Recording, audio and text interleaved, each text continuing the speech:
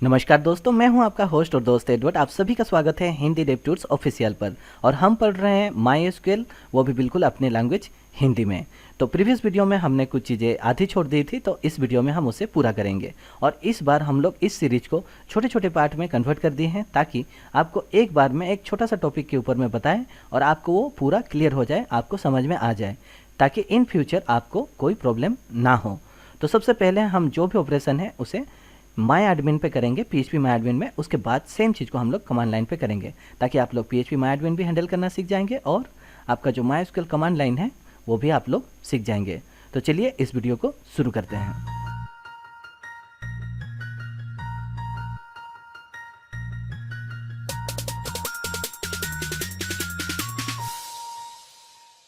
तो सबसे पहले हम अपना जंप कंट्रोल पैनल ओपन करेंगे, जैसे आप देख पा रहे हैं। और यहाँ पे जो अपाचे सर्वर है उसे स्टार्ट करना है, और जो माईएसक्यूएल सर्वर है उसे स्टार्ट करेंगे। फिलहाल हमारा सर्वर जो है माईएसक्यूएल का वो रनिंग हो चुका है। आप चाहे तो इसे मिनिमाइज कर सकते हैं, आप चाहे तो इसे क्लोज कर सकते हैं। मैं यहाँ पे क्लोज कर दूंगा, तब भी सर्वर चलता रहेगा जब तक आप स्टॉप नहीं करेंगे। और जो लोग ये वीडियो पहली बार देख रहे हैं, तो इसका प्रीवियस वीडियो जो है इंट्रो वीडियो था, वो एक बार जरूर देख लें और आपको सारा सेटअप आपको समझ में आ जाएगा। उसके बाद हमने डेस्कटॉप में एक शॉर्टकट बनाया था, उसे हम लोग ओपन करेंगे और यहाँ पे शिफ्ट दबा के राइट क्लिक करेंगे। फिर यहाँ पे आपको ऑप्शन मिलेगा ओपन कमांड लाइन, ठीक है, कमांड विंडो हियर। यहाँ पे क्लिक करेंगे और आपको इस तरह से जो कमांड प्रॉम्प्ट है वो दिखाई देगा। अब हम इसे बंद कर लेते हैं और उसी तरह से जैसे हमने प्रीवियस वीडियो में प्रैक्टिस किया था, अब यहाँ पे हम लोग माईएसक्यूएल सर्वर पे लॉगिन करेंगे और हमारा प्रैक्टिस करेंगे। तो आज का काम है, हम लोग डाटाबेस बनाएंगे और उसे शो करेंगे, फिर उसे डिलीट करेंगे। यहाँ पे हम उसे ड्रॉप बोला जाता है, तो ड्रॉप करेंगे और उसे यूज करके देखेंगे। तो ये सारा चीज़ हम लोग कमांड प्रॉम्प्ट पे सीखेंगे और पीएचपी माई एडमिन में भी। तो सबसे पहले चलिए पीएचपी माई एडमिन में देखते हैं कि इसे किस तरह से आप ऑपरेट करेंगे। तो सबसे पहले हम अपने लोकल होस्ट पे जाते हैं। यहाँ पे हम लोकल होस्ट का डैशबोर्ड पे आ चुके हैं। यहाँ पे पीएचपी माई एडमिन है, यहाँ पे हम लोग क्लिक करेंगे और पीएचपी माई एडमिन खुल जाने के बाद में हम लोग एक नया डाटाबेस बनाएंगे। तो बिल्कुल इसी तरह से फॉलो करिए। यहाँ पे आपको डाटाबेस ऑप्शन में जाना है, ठीक है। और यहाँ पे देखिए, अभी जो भी डाटाबेस पहले से बना हुआ था, अभी हम यहाँ पे एक नया डाटाबेस बनाएंगे। डाटाबेस का नाम है HDT। हम एक नया एप्लीकेशन बनाना चाहते हैं या फिर कुछ भी और बनाना चाहते हैं, आप प्रोजेक्ट बनाना चाहते हैं पीएचपी में, या पढ़ाई कर रहे हैं, तो उसके लिए आपको एक डाटाबेस चाहिए होता है। डायनेमिक साइट के लिए डाटाबेस अगर आपको चाहिए, डाटा रखनी है तो डाटाबेस चाहिए होता है। तो यहाँ पे हम इसे HDT नाम से बनाएंगे और यहाँ पे हम क्रिएट करेंगे। देखिए बहुत ईजी होता है, ये पूरा यूजर इंटरफेस यहाँ पे दिया हुआ है। उसके बाद आप एक डाटाबेस के अंदर में ऑब्वियसली टेबल होते हैं और उसके अंदर में आप सारे इन्फॉर्मेशन टेबल के हिसाब से रखते हैं, सीरीज ऑफ टेबल होते हैं। तो आप यहाँ पे टेबल भी बना सकते हैं, लेकिन फिलहाल आज हम फोकस कर रहे हैं डाटाबेस के ऊपर। तो आप देख सकते हैं कि लेफ्ट साइड में हमारा डाटाबेस बन चुका है। तो चलिए हम लोग एक काम करेंगे, सर्वर पे जाएंगे और डाटाबेस पे क्लिक करेंगे और देखेंगे यहाँ पे HDT जो हमारा डाटाबेस है वो बन चुका है। तो यहाँ पे डाटाबेस बन चुका मतलब क्रिएट हो चुका। अब इसे सेलेक्ट करना है। सेलेक्ट करना यहाँ पे बहुत आसान है, या तो यहाँ पे आप क्लिक करेंगे या तो यहाँ पे लेफ्ट साइड में आप क्लिक करेंगे। इस तरह से क्लिक करेंगे तो आप सेलेक्ट कर चुके हैं, अभी आप आगे टेबल बना सकते हैं। तो ये बहुत सिंपल है। उसके बाद हम इस डाटाबेस को ड्रॉप करना चाहते हैं, तो उसके लिए हम लोग फिर से डाटाबेस में जाएंगे, यहाँ सर्वर में सॉरी, और उसके बाद में डाटाबेस में जाएंगे। यहाँ पे सारा लिस्ट दिखेगा, हम उसे यहाँ पे टिक करेंगे और उसके बाद में यहाँ पे आपको एक ऑप्शन मिलेगा ड्रॉप। यहाँ से हम इसे ड्रॉप कर देंगे। देखिए कितना आसान है, हमने एक नया डाटाबेस बनाया, फिर उसे सेलेक्ट भी किया और अंदर हम लोग चाहते तो टेबल बना सकते थे, और अभी हमने डाटाबेस को देखने के बाद ड्रॉप भी कर दिया। ये हमने पीएचपी माई एडमिन में किया, ये बहुत आसान है। लेकिन अगर पीएचपी माई एडमिन ना हो तो उसके लिए हमें माईएसक्यूएल का कमांड लाइन यूज करना पड़ेगा, और हम लोग इस बार माईएसक्यूएल कमांड लाइन से ही सीख रहे हैं। और अगर आप डेवलपर हैं तो आपको माईएसक्यूएल कमांड लाइन में चलाना आना ही चाहिए, आपको कमांड लाइन सीखना ही चाहिए। तो चलिए हम लोग कमांड लाइन पे जाते हैं, ठीक है। और यहाँ पे हम सबसे पहले माईएसक्यूएल सर्वर पे लॉगिन करेंगे। वहाँ तो लोकल होस्ट लिखने से हो जाता है, लेकिन यहाँ पे हमें थोड़ा सा लिखना होता है, MySQL आपको लिखना होगा और उसके बाद में आपको -u लिखना है। अगर आपको पहले से आता है तो आपका रिवाइज हो जाएगा, आपके लिए अच्छा है, क्योंकि हम लोग जितना रिपीट करते हैं तो इन फ्यूचर हमें हमेशा याद रहता है। फिर उसके बाद में हम यहाँ पे लिखेंगे अपना यूजर नेम, जो कि डिफ़ॉल्ट में अगर आप हमें फॉलो कर रहे हैं तो रूट होगा, और उसके बाद में यहाँ पे -p, और हमने कोई पासवर्ड नहीं दिया है, तो यहाँ पे हम एंटर पे क्लिक करेंगे और उसके बाद वो पासवर्ड मांगेगा, फिर से आप एंटर पे क्लिक करेंगे। तो देखिए हम लोग अपना जो डाटाबेस है वो यहाँ पे हम लोग आ चुके हैं, सर्वर में हम लोग लॉगिन कर चुके हैं। तो उसके बाद में हम यहाँ पे एक डाटाबेस बनाएंगे और देखेंगे कि वो इफेक्ट कर रहा है कि नहीं। यहाँ पे भी देखेंगे, पीएचपी माई एडमिन में भी देखेंगे। तो जो चीज़ हमने वहाँ पे किया, सबसे पहले हमने डाटाबेस क्रिएट किया था, तो चलिए पहले देखते हैं कि यहाँ पे क्या क्या डाटाबेस है। उसके लिए एक कमांड है, आप लिख सकते हैं सो, उसके बाद में लिख सकते हैं डाटा बेसिस, यहाँ पे एस लगेगा एक एक्स्ट्रा, और उसके बाद में हर कमांड के बाद में आपको एक सेमीकोलन लगानी होती है। फिर एंटर पे क्लिक करेंगे, देखिए सारा डाटाबेसेस यहाँ पे दिखाई दे रहा है। लेकिन जब भी आप MySQL के कमांड लिखते हैं तो उसे हमेशा कैपिटल लेटर में लिखें। तो ये एक्चुअली में इस तरह से होना चाहिए, SHOW, मैं थोड़ा स्पेलिंग करता हूँ क्योंकि मेरा इंग्लिश ख़राब है। और उसके बाद में आपका होना चाहिए डाटा बेसिस, इस तरह से आपको लिखना है, ताकि ये स्टाइल है लिखने का, इसे आपको मतलब फॉलो करना चाहिए। बाकी ये केस सेंसिटिव नहीं है, आप लोग मिक्स भी लिखेंगे तो काम करेगा। जैसे हमने प्रीवियस यहाँ पे आप देख सकते हैं कि 100 डाटाबेसेस लिखा तो भी काम कर रहा था। तो इस बार हम लोग 100 करके देखते हैं, एंटर पे क्लिक करेंगे, देखिए सेम चीज़ दिखा रहा है। तो हमेशा आप कैपिटल लेटर में लिखने का कोशिश करें। तो ये हमने डाटाबेस देखा, यहाँ फिलहाल अभी कोई HDT नाम का डाटाबेस नहीं है, तो हम लोग एक क्रिएट करते हैं। तो उसके लिए हमें लिखना होगा क्रिएट, ठीक है, इस तरह से आप लिखेंगे। फिर लिखेंगे डाटाबेस, ये सारा चीज़ आप चाहे तो नोट कर लें। हमने अभी एक कमांड लिखा था 100 डाटाबेसेस, और उसके बाद में हमने सर्वर पे कनेक्ट करने के लिए MySQL-u, उसके बाद में अपना यूजर नेम और -p के बाद पासवर्ड लिखा था। तो फिलहाल अभी 2 हो चुके हैं, ये तीसरा कमांड चल रहा है। तो क्रिएट डाटाबेस यहाँ पे आप लिखेंगे, ठीक है, और उसके बाद में डाटाबेस का नाम, तो वो कैपिटल लेटर में होना ज़रूरी नहीं है। तो हो सकता है आपका जो डाटाबेस हो उसका नाम हो स्टूडेंट, इस तरह से भी हो सकता है, या फिर आप उसका नाम कुछ भी दे सकते हैं। जैसे कि मैं यहाँ पे स्टूडेंट नहीं दे के HDT दूंगा, क्योंकि हम लोग HDT पे है तो ऑब्वियसली अपना भी थोड़ा सा प्रमोशन हो जाए, कोई बात नहीं। तो चलिए यहाँ पे हम ये जो डाटाबेस है उसका नाम देते हैं HDT। अब यहाँ पे आपको बस एंटर करना है। तो देखिए यहाँ पे आपको दिखा रहा है कि क्वेरी ओके, 1 रो अफेक्टेड, बहुत बढ़िया, हमारा जो डाटाबेस है वो बन चुका है। तो हम लोग चेक करेंगे, चेक करने के लिए फिर से हम लोग लिखेंगे सो डाटाबेसेस, ठीक है, ये कमांड आपको याद रह जाएगा 3-4 बार 5 बार मारने के बाद में। उसके बाद में सेमीकोलन लगानी है, फिर एंटर पे क्लिक करना है। देखिए थोड़ा सा स्क्रॉल कर लेते हैं, थोड़ा ऊपर आ जाए तो आपको HDT यहाँ पे दिखा रहा होगा। तो हमने वहाँ पे डाटाबेस क्रिएट किया था, फिर हमने डाटाबेस को सेलेक्ट किया था। तो फिलहाल आप यहाँ पे देख पा रहे होंगे कि यहाँ पे नॉन दिखा रहा है। तो हम क्या करेंगे कि हम उसे सेलेक्ट करेंगे। तो यहाँ पे सेलेक्ट करने के लिए आपको एक कमांड है, आप लिख सकते हैं यूज, ठीक है, उसके बाद में डाटाबेस का नाम। तो डाटाबेस का नाम यहाँ पे हम लोग HDT लिए हैं फिलहाल, ठीक है, ये कैपिटल में हो गया, सॉरी, इसे हम लोग नॉर्मल कर देते हैं ताकि मैं 2 बार HDT बोल पाऊँ, थोड़ा प्रमोशन होना ज़रूरी है। चलिए यहाँ पे सेमीकोलन लगाते हैं और उसके बाद में एंटर पे क्लिक करेंगे और देखिए चेंजेस यहाँ पे आएगा। ये जो नॉन दिखा रहा है वहाँ पे एंटर करने के बाद में वो HDT दिखाएगा, देखिए इस तरह से HDT दिखा रहा है। तो अभी जो हमने MySQL में डाटाबेस बनाया HDT, हमने PHP-MyAdmin में भी बनाया था, लेकिन उसे ड्रॉप कर दिया था, डिलीट कर दिया था। तो अभी देखते हैं ये जो हमने बनाया सच में बना कि नहीं, वो देखने के लिए हम लोग अपना डाटाबेस में जाएंगे। देखिए यहाँ पे नहीं है, अब हम लोग रिफ्रेश करेंगे इसको, आप देख सकते हैं कि यहाँ पे बन चुका है। दोनों सेम चीज़ है, हम लोग एक ही सर्वर पे काम कर रहे हैं। तो इस बार हम उसे ड्रॉप करेंगे। यहाँ पे ड्रॉप करने के लिए बहुत आसान है, यहाँ पे सेलेक्ट करेंगे और यहाँ पे ड्रॉप कर सकते हैं, लेकिन यहाँ पे नहीं करेंगे, हम लोग MySQL कमांड लाइन में करेंगे। तो यहाँ पे हमने सेलेक्ट करके देखा और उसके बाद में हम इसे ड्रॉप करेंगे, ठीक है। तो ड्रॉप करने के लिए आप यहाँ पे लिख सकते हैं, डायरेक्ट आपको लिखना होगा ड्रॉप, सिंपल है, और उसके बाद में आप लिखेंगे डाटाबेस और उसके बाद में डाटाबेस का नाम यहाँ पे क्या है HDT। तो ठीक है, उसके बाद में ये सेमीकोलन लगेगा, उसके बाद में हम लोग यहाँ, सॉरी यहाँ पे फिर से मैं बड़ा लिख दिया, कोई बात नहीं, ऐसा मिस्टेक हो जाते हैं HDT, ठीक है। और उसके बाद में यहाँ पे हम लोग सेमीकोलन लगाएंगे, एंटर पे क्लिक करेंगे। उसके बाद में 100 डाटाबेसेस करके देखते हैं इस बार कि क्या होता है। तो हम लोग इसे कैपिटल लेटर में लिखेंगे, 100 लिखेंगे, उसके बाद में डाटाबेसेस आपको लिखनी है और उसके बाद में सेमीकोलन कर देंगे यहाँ पे और एंटर पे क्लिक करेंगे। तो यहाँ पे मैंने एक मिस्टेक किया, आपको मालूम चल रहा होगा कि डाटाबेस लिखा है, यहाँ पे डाटाबेसेस लिखनी है। इस तरह से अगर आप कोई मिस्टेक करेंगे तो आपको इस तरह से एरर मैसेज आएगा। तो चलिए इस बार मिस्टेक नहीं करते हैं हम लोग, सो डाटाबेसेस, क्योंकि एक बार एरर भी आपको देखना चाहिए, आपसे भी मिस्टेक होगा। तो इस तरह से आप सेमीकोलन लगाएंगे, फिर एंटर करेंगे, आपको डाटाबेस दिखाएगा। तो देखिए यहाँ पे HDT जो डाटाबेस हमने बनाया था वो फिलहाल नहीं है। तो चलिए हम लोग PHP-MyAdmin में चेक करते हैं, यहाँ पे दिखा रहा है फिलहाल, रिफ्रेश करके देखते हैं तो देखिए आपको नहीं दिखा रहा है। तो ये बहुत ही छोटा वीडियो था जो हमने प्रीवियस वीडियो में छोड़ दिया था। आज हम लोग चाहें तो टेबल बना सकते हैं, लेकिन आज हम लोग टेबल नहीं बनाएंगे क्योंकि हम लोग हर टॉपिक को अलग अलग पार्ट करके पढ़ेंगे, तो हमेशा के लिए याद रह जाएगा। तो आज मैंने आपको PHP-MyAdmin में डाटाबेस बना के दिखाया और उसको ड्रॉप भी किया, सेलेक्ट भी किया, और उसके बाद में हमने कमांड लाइन में उसी तरह से बनाया, क्रिएट किया, उसे शो किया, सेलेक्ट किया और ड्रॉप किया। तो टोटल 4 कमांड आज आपने नया पढ़ा दोनों तरफ। प्रैक्टिस करेंगे तो 4 4 8 हो रहा है, लेकिन 4 का काम 4 सेम ही है। ठीक है, तो नेक्स्ट वीडियो में हम लोग पढ़ेंगे टेबल।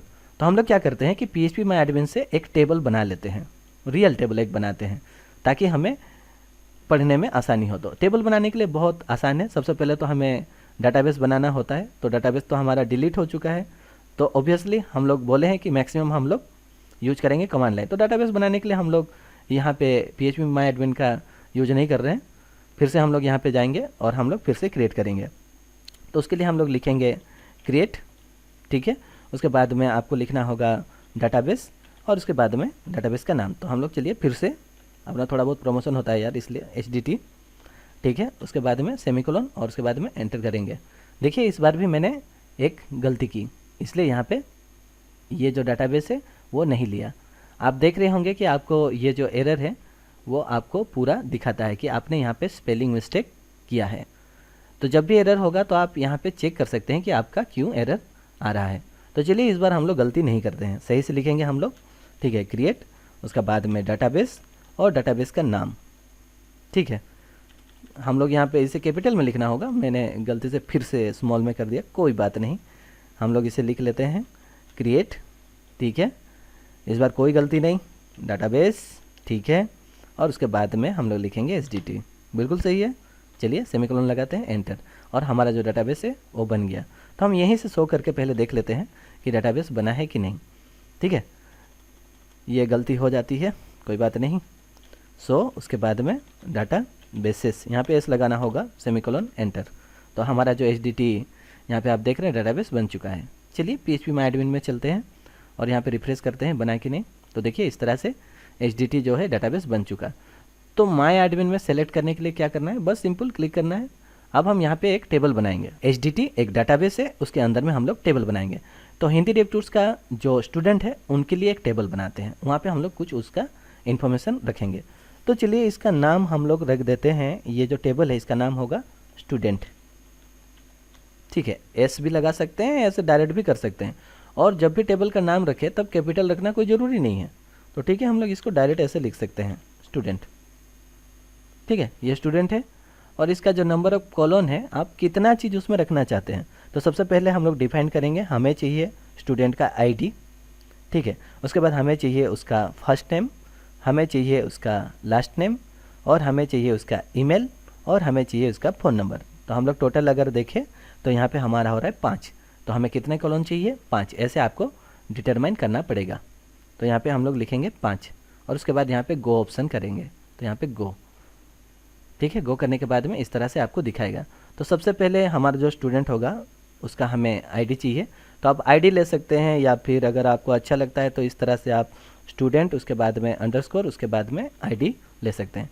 यहाँ पे देखिए बहुत सारे ऑप्शन आपको दिखा रहे हैं और आपको डरने की ज़रूरत नहीं है। सारे ऑप्शन मैं आपको स्टेप बाय स्टेप बताऊंगा। और यहाँ पे वैल्यू भी बहुत है, इंट है, बार कार्ड है, टेक्स्ट है, डेट है, न्यूमेरिक है, बहुत सारे हैं। तो हम लोग एक एक को पढ़ने से अच्छा हम लोग सीखते जाएंगे तो आपको समझ में आता जाएगा। तो हम लोग एक स्टूडेंट बना रहे हैं टेबल। हमने एक डाटाबेस बनाया है HDT के लिए, हिंदी डेव टूल्स के लिए, और उसके अंदर हम लोग स्टूडेंट का कुछ इन्फॉर्मेशन रखना चाहते हैं। तो स्टूडेंट का उसका एक ID होगा, ये हो सकता है उसका रोल नंबर हो, हाँ कि नहीं। तो जो स्टूडेंट का ID हो, हमेशा जो ID आप रखते हैं वो इंटीजर रखें, ठीक है। और यहाँ पे जो नॉन दिखा रहा है, ठीक है, इसे आप नॉल कर सकते हैं, नॉन कर सकते हैं, जैसा आपका मर्जी। ये क्यों करेंगे मैं आपको बाद में बताऊंगा। यहाँ पे इसका एट्रीब्यूट्स है, इसे चेंज करना चाहेंगे तो बाइनरी कर सकते हैं, अनसाइन कर सकते हैं, जैसा आपका दिल करे आप इसे रख सकते हैं। धीरे धीरे आप समझेंगे कि ये क्या है। तो सबसे पहले हमें चाहिए ये स्टूडेंट ID जो है वो इंटीजर होना चाहिए, और इसका मैक्सिमम जो वैल्यू है फिलहाल के लिए आप लोग समझिए, मैं यहाँ पे ज़्यादा नहीं रखूँगा। हम लोग चाहे तो इसे 20 दे सकते हैं, या फिर हम लोग चाहें तो इसे कोई वैल्यू ना भी दे सकते हैं। बाकी चीज़ बनाएंगे तो आपको समझ में आएगा। तो चलिए पहले हम लोग को क्या क्या चाहिए वो लिख लेते हैं। स्टूडेंट ID हो गया, उसके बाद में हमें चाहिए उसका फर्स्ट नेम। तो यहाँ पे हम लोग लिख सकते हैं उसका फर्स्ट नेम, ठीक है, उसका नीचे वाला। और उसके बाद में हम लोग उसके नीचे जाएंगे तो हमें उसका चाहिए लास्ट नेम भी चाहिए उसका। हम लोग चाहें तो एक भी ले सकते हैं, फुल नेम, लेकिन हम लोग सीख रहे हैं तो थोड़ा जानबूझ के बढ़ाएंगे, तो हमें काम करने में अच्छा लगेगा और हमारा जो प्रैक्टिस है वो भी होगा। ये हो गया लास्ट नेम, और उसके बाद में हमें उसका ईमेल चाहिए, तो हम लोग यहाँ पे स्टूडेंट ईमेल नहीं लिख के डायरेक्ट ईमेल भी लिख सकते हैं। और लास्ट जो रह गया वो हमें चाहिए उसका फ़ोन नंबर, तो यहाँ पे इसको मैं डायरेक्ट फ़ोन, उसके बाद में हमेशा अंडरस्कोर लगा के 2 वर्ड अगर होता है तो अंडरस्कोर लगाना चाहिए, नंबर, इस तरह से हम लोग लिखेंगे। तो देखिए हमने जब डाटाबेस बनाया PHP MyAdmin में बहुत जल्दी बन गया था। अब MySQL में जो कमांड लाइन था उसमें बनाया, उसमें भी जल्दी हो गया। लेकिन इस बार जब PHP MyAdmin में हम लोग टेबल बना रहे हैं तो यहाँ पे इतना सारा ऑप्शन है। इसको सोचिए कि जब आप लोग MySQL का कमांड लाइन में करेंगे तो कैसा होगा। कोई बात नहीं, चलिए पहले हम लोग PHP MyAdmin में बना लेते हैं। तो ये हो गया हम लोग का फ़ोन नंबर। तो सबसे पहले स्टूडेंट ID जो है वो इंटीजर होना चाहिए, और वो जो है वो अनसाइन होना चाहिए। क्यों होना चाहिए मैं आपको बाद में बताऊंगा।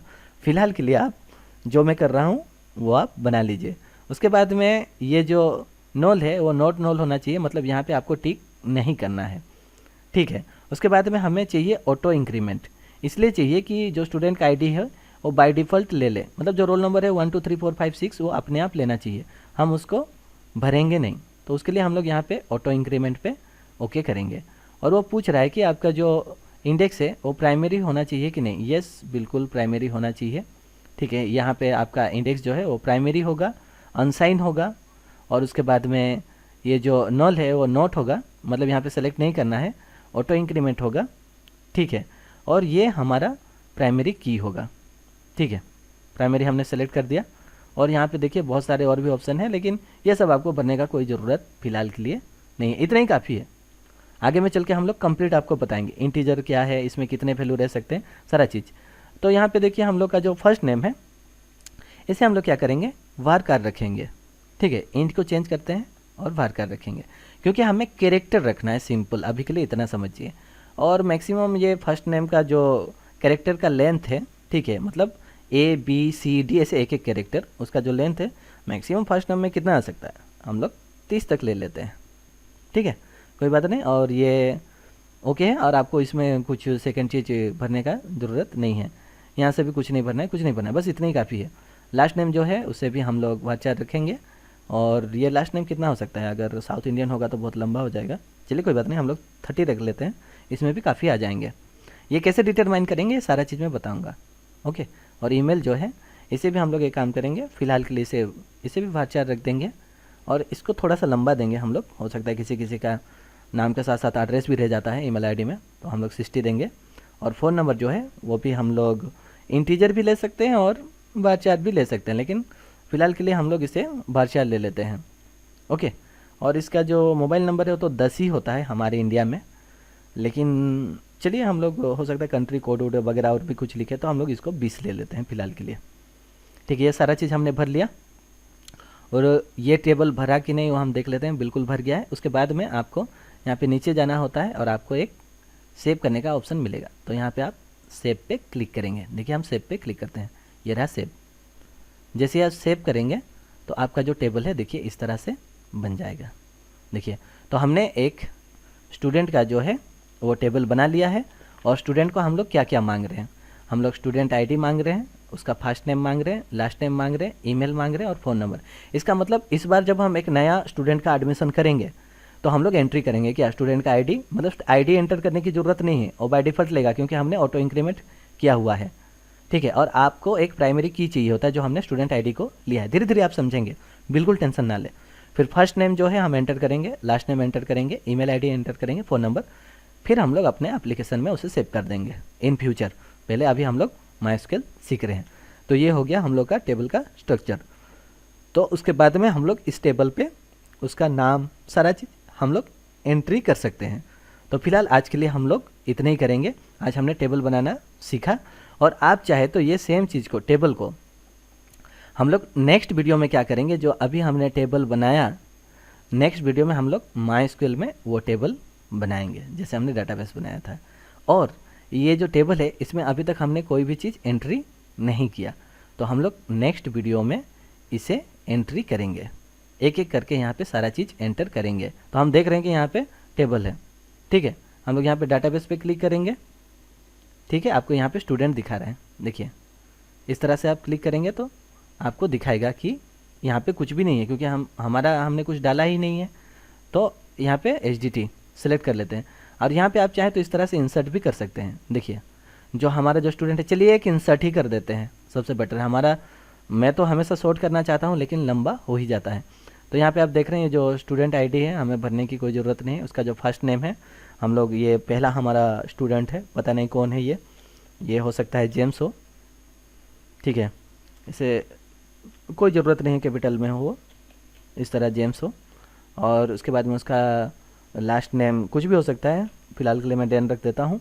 और उसका जो ईमेल आईडी है वो है james@gmail.com, कुछ भी, ठीक है, आपको एग्जांपल दिखाने के लिए। और उसके बाद में उसका जो फ़ोन नंबर है, फ़िलहाल के लिए मान लेते हैं 99370 और 99370, ये एक है। और इसी तरह से आप चाहे तो दूसरा स्टूडेंट भी डाल सकते हैं, ठीक है। तो एक और स्टूडेंट डाल देते हैं हम लोग यहाँ पे, उसका नाम है माइकी, ठीक है। और उसका जो टाइटल है मुझे पता नहीं, इसको भी डैन रख देते हैं, कोई बात नहीं, सिंपल है, अपना ही टाइटल लगाते रहते हैं। ईमेल जो है वो है माइकी, ठीक है, @gmail.com। और उसके बाद में उसका फ़ोन नंबर। अभी हम लोग 2 स्टूडेंट का एडमिशन कर रहे हैं, इन फ्यूचर हम लोग PHP के साथ में मिला के इसे ऑपरेशन करेंगे, लेकिन फ़िलहाल हम लोग डाटाबेस डायरेक्ट हैंडल करना सीख रहे हैं। तो यहाँ पे फ़ोन नंबर डाल लेते हैं, यहाँ पे 99370 करेंगे तो उसी का हो जाएगा, 1 कर देते हैं। और उसके बाद में हम लोग इसे गो कर देंगे, ठीक है। यहाँ पे हम लोग गो कर सकते हैं, यहाँ पे भी गो कर सकते हैं, तो गो कर देंगे और दोनों जो है वो एंट्री हो जाएगा। और इन फ्यूचर हम आगे चल के इस तरह से क्वेरी लिखेंगे, इंसर्ट इनटू स्टूडेंट, उसके बाद में student ID, first name, last name, email, phone number, और उसका वैल्यू जो है वो देखिए नल है, ठीक है, जेम्स। उसके बाद में उसका टाइटल, उसका जो ईमेल आईडी, उसका फ़ोन नंबर, देख रहे हैं। तो इस तरह से हम लोग कमांड लिखेंगे, कमांड लाइन के लिए है। PHP माय एडमिन में तो हम लोग ड्रैग एंड ड्रॉप कर रहे हैं। तो इस बार देखिए ब्राउज करते हैं हम लोग, और आपको दिखाई दे रहा होगा यहाँ पे 2 स्टूडेंट है हमारा।